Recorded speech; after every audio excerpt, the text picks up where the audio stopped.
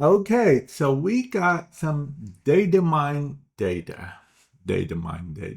Datamined information on the next season pass card. I'll put a link in the description to this article if you want to check it out yourself. But I thought I'd give my opinions on it. If you like these kind of videos about data mined information and stuff, definitely let me know and I'll be sure to do more of them for you guys in the future.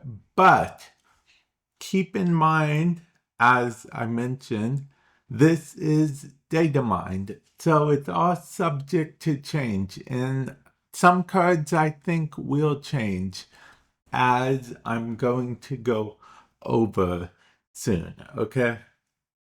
So this is the season pass, not March season pass, but this is April 2025 season pass. It said from April 1st to May 6th, 2025. I will have to take it at its word, of course, but I'm always a bit skeptical when something begins on April 1st because, April Fool's Day and all that. But anyway, this is supposed to be the what if season pass, okay? What if we have the Watcher, we have Team Watcher versus Team Not Watcher, I guess. Okay. I actually did watch all of the What If series, but moving on, we have Captain Carter as the season pass, and then we have a bunch of good cards that we will go over for the Spotlight Cash. Okay. First, the Super Premium. This is the Super Premium. What if? I'm assuming it's what if Killmonger got all the Affinity Stones, which is crazy considering he's the one that everyone used to destroy the Infinity Stones in Marvel Snap. So that's pretty interesting. Well, because you can see the Infinity Stones on him. So, yeah, that's what I believe is the what if for the season pass card.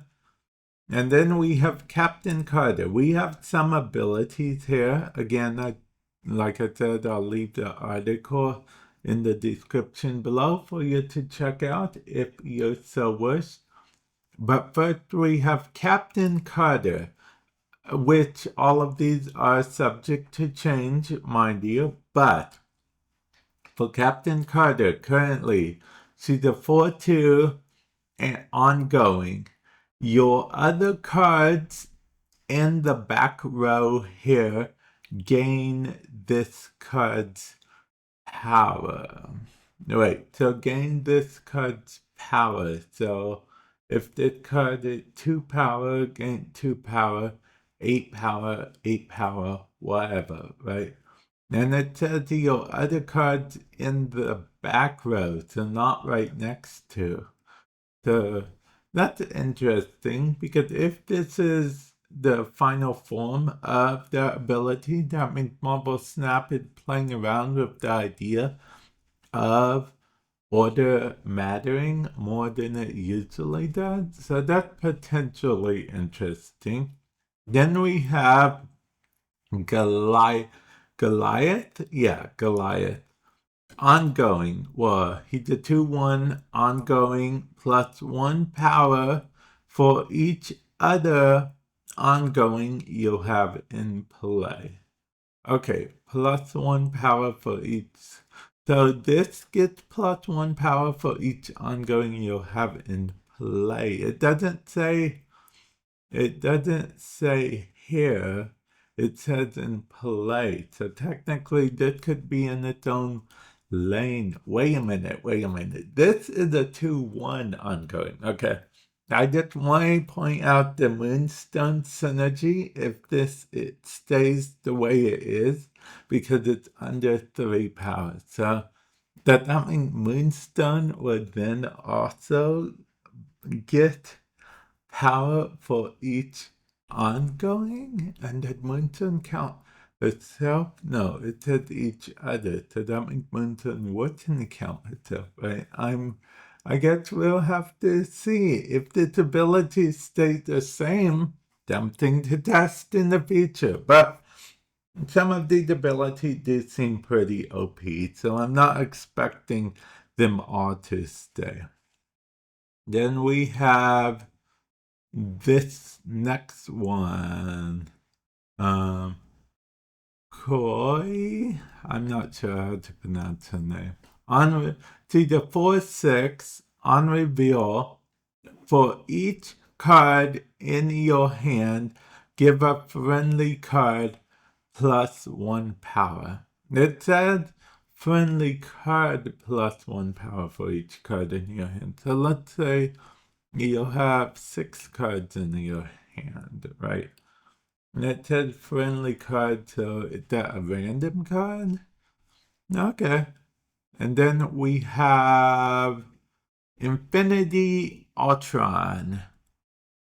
On 5/6, on reveal, add 2 Ultron Infinity Stones to your hand. We'll probably have to collect so we can see what the Ultron Infinity Stones do. Yep. Okay. So, Ultron Power Stone, double Infinity Ultron's power, Ultron Reality Stone, add a here, set its power to, okay, so I don't know, maybe add an Ultron here, set its power to something, I don't know. Ultron Time Stone, put a card from your hand here. Ultron Space Stone, move the lowest power enemy card here to, I'm assuming this location. Ultron Mind Stone, your unreveal abilities here happen twice. And then Ultron Soul Stone. For each full location you have, give a friendly card there +2 power. Seems pretty crazy, honestly.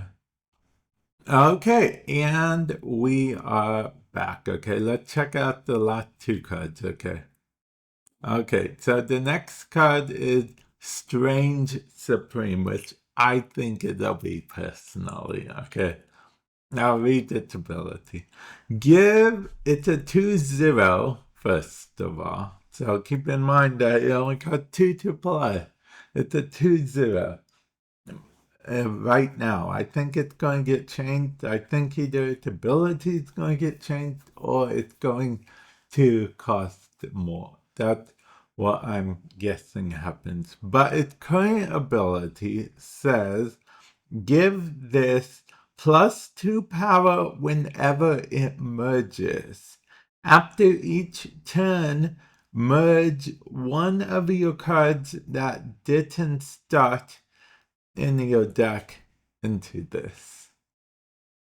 Any card that didn't start in your deck. So that's pretty cool. I'm assuming it only works from cards that are on the field because it would be pretty OP if it merged cards from your hand as well. But it would make it interesting because it could actually end up merging with a card that you wanted to play if it merges with your hand cards as well. But I don't think it will. I think it will be limited to on the field. Now I'm wondering if it only merges with cards in the same lane as it, or just picks off your cards one by one. I mean, it could be made that Ultron 10-3. How would you get an Ultron on 10-3 anyway? No, I mean, technically speaking, this is the almost perfect Erisham card if you can manage to draw it. So Yeah, I'm just thinking a lot of stuff. Thanos, of course. I'm thinking, of course, Irisham. We have Penny Parker. They're just all kinds of cards. And then for merge cards, we have a few merge cards. We even have a merge card that you can play on turn one. I forget her name right now, but she's one of the symbiotes. And then we have Hulkbuster to play on turn, well, three, because presumably you're getting him out on turn, what, two? But, yeah. Okay. But yeah, it just seems crazy. And there's an argument to be made that Spider-Man, Scarlet Spider can merge with him. The clone? Because the clone didn't start in your deck, right? So there's an argument to be made that the clone can in fact merge with him for more power. So yeah, I hope you're beginning to see why I think he's so OP. Okay. I think they're gonna change him for sure. Yeah. They have 2 months to do it, so I think they are going to do it, though. It's pretty OP. But if they don't change him, I'm super excited. Train Supreme is going to literally break the game, which is kind of canon for him, honestly. So. So yeah. Anyway, let's move on to the last one. Hydra Stomper at 3-1. Which, to be fair, could get Snowball out of hand pretty quickly. 3-1, the ability is +1 power for each card you moved this game. And it's an ongoing ability. It's not a non-reveal, meaning that much like speed, you can actually play Hydra Stomper on turn 6 and it will still get all the things. So that means the game, well, let me talk a little bit about this, okay? Because this means that on a fundamental level, the game keeps track of how many cards you've moved. I suppose we already knew that because we have move bounties that exist that say move 5 times in a single game. So those exist, so we already knew that, but it's a little weird seeing it in the cards because that means that they are expanding what stuff in Marvel Snap that now we already have speed that keeps track of how much energy you've spent per turn. Keep track of if you've spent all of your energy per turn, rather.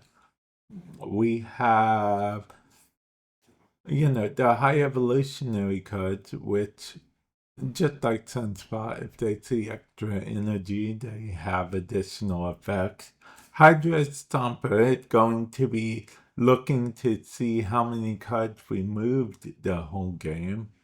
And let's go back to Captain Carter for a moment because I would like to point out that she is going to literally be benefiting the back row as of this ability, which means order matters more than ever.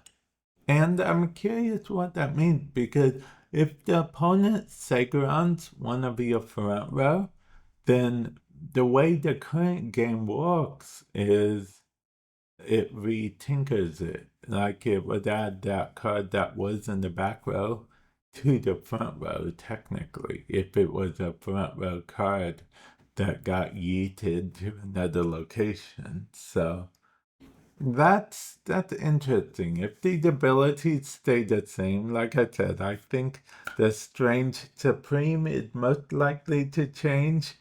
If it doesn't, then I am going to be running the Supreme Thanos deck. Okay, you know what? I'm going to end it off here. I've kind of gone a little off the rails, but if you enjoy seeing these kind of data mine stuff, definitely stay tuned. Let me know. Okay? I'll be happy to do more of these in the future. Just let me know if you're enjoying them. And with that said, I will catch you guys in the future. Later.